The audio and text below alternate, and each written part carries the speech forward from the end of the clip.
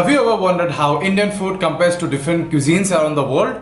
I have been traveling to a lot of different places apart from India, and I just have a good experience about how Indian food compares to these dishes. So in this first episode of this relatively new series, I will be naming something else afterwards. We'll be comparing Indian food and Polish food, just like a side-by-side comparison, like which one stacks in which category. So let's start. For those of you coming here for the first time, I am Ritam, you're watching The Void 141, and here we go. So the first item on this list is something called Polish główki. It's basically stuffed cabbage rolls. Główki means pigeons in Polish. So what's the specialty of this? It's basically minced meat mixed with onions, mushroom, maybe some veggies, very little spice, and it's stuffed in big cabbage leaves and it's stewed. At the serving time, it's either served with some creamy sauce or it could be tomato soup. So yeah, that's really like a handy thing. It's not really fried or not too spicy. I tried some, I liked really. And the Indian counterpart, we do not have directly something like that. It's something, there's something called band gobi ki roll, something, or it's basically the same, the stuffed the cabbage rolls. And what else? The stuffing is the main difference, of course. Like we can use meat or we can simply stuff in veggies, and it's definitely more spicier. So both of them are nearly the same. So let's move to the next one. The next one is perhaps the most popular food in Poland. It's pierogies. The singular form is actually pierogi. So do remember, do not say pierogies all the time because it makes no sense. So what is that? Basically, it's thinly sliced pastry dough in which you fill it with, say, minced veggies, minced meat, some fried bell peppers or something, or there's something, a Polish cheese called ruski. And the different form are like you fill it with strawberries, like fruit jam, or like almonds, which are like non-savory but sweet things. And yeah, they are served with onions and butter. Sorry. So as all my Indian viewers must be knowing which food directly compares to these pierogies, it's momos, right? So yeah, momo is like so much popular in India. So we have in all kinds of shapes. It's fried, it's pan fried, it's dipped in sauce, it's not dipped in sauce, it's filled with meat, it's not filled with meat. It's pretty good. So, but in this department, I would like to say like the varieties Indian spices actually add to the diversity of momos gives it an edge over the Polish pierogies. Like don't get me wrong, Polish pierogies are good, but if it comes to say wildness, Indian pierogies, Indian momos are the best. The next one is no-brainer. It's called żurek, and it's the humble soup of Poland. Like why is it called humble, you might ask?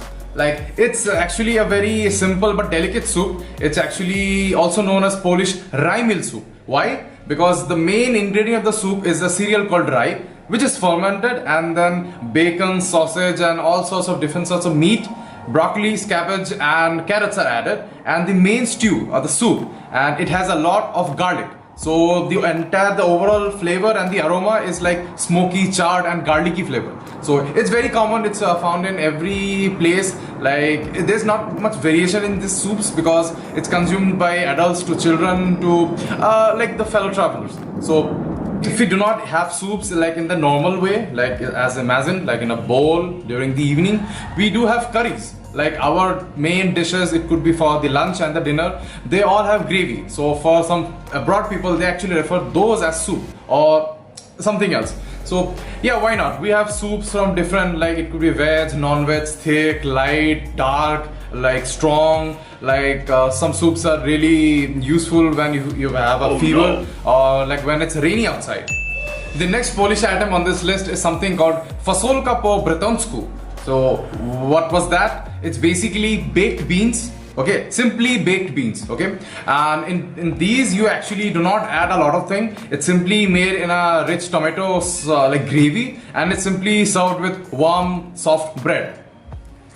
On the Indian counterpart, we have something called rajma and kabli chole. So like chole is something very, very popular in entire India, maybe more in the northern Indias, but a lot of people do enjoy when they're on a run or at home. So one thing to note is fasolkas are sweet and the rajmas and the choles are on the spicier side. So that depends totally up to you, like which one is your preference. So the next one will be a sweet item. So in Polish, there's this famous Polish donuts called pączki.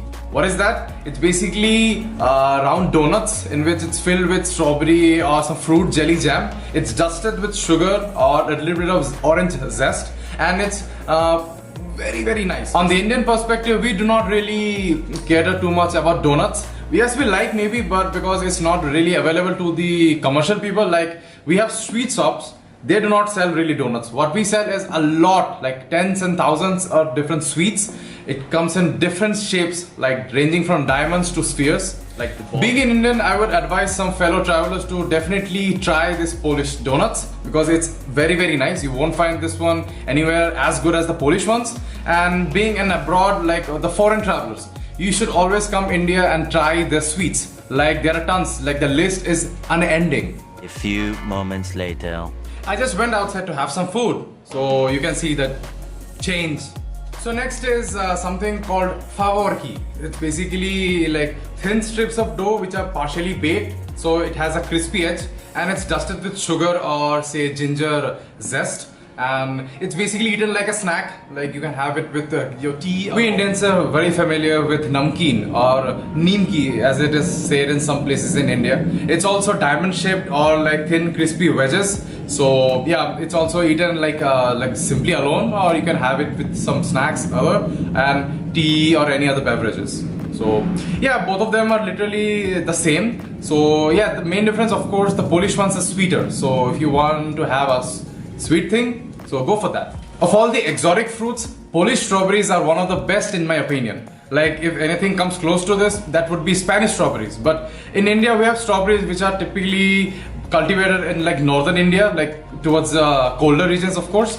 But the size, the texture, the taste is nothing compared to the Polish strawberries, or also known as truskawka. So yeah, I had a bunch of them. Like whenever I visited different families or people, they usually had a big bowl covered with freshly plucked strawberries, which are like really nice. So it's not overly sweet, it's just the right amount which you would expect from a strawberry. So one good application the Polish people do, which I will give them 10 out of 10 for that, is that any pastry, any cafe thing in which excuse me, the strawberry things are used, they actually use the full strawberries, either sliced or chopped something. They really do not use what I observe, substituents for strawberries, because it's abundant naturally. So that gives it a very authentic taste. So do try the Polish desserts. If you want to see how Polish strawberries actually work in desserts, like it's a very crafty thing of the Polish people, do check out this video in which I put up a picture like when I was in Zakopane. So make sure you check out this video after you finish this one. So that's it everyone, hope you enjoyed this series. Like I tried to be a little bit on the narrower side. Like of course there are a lot of things which are there, but they actually do not have exactly the same counterpart as I was expecting. So maybe as I move forward with this series, I will talk about different foods from different countries I visited and directly put them against the Indian ones. So for that, do not forget to give your comments and let me know if I missed any of your favorite foods. Be it Indian, Hindi mein bol do, koi baat nahi, it's totally okay. And yeah, the Polish ones, the Polish viewers, do let me know if I pronounced your words correctly. Also, if you haven't seen what is Russian tea, I also made a video which is in the description. You can have a look. And so that's it for today. I will be back with another topic, maybe a vlog from another country. So don't forget to subscribe and give a like if you like this video, and let me know what you think. So till then, see ya.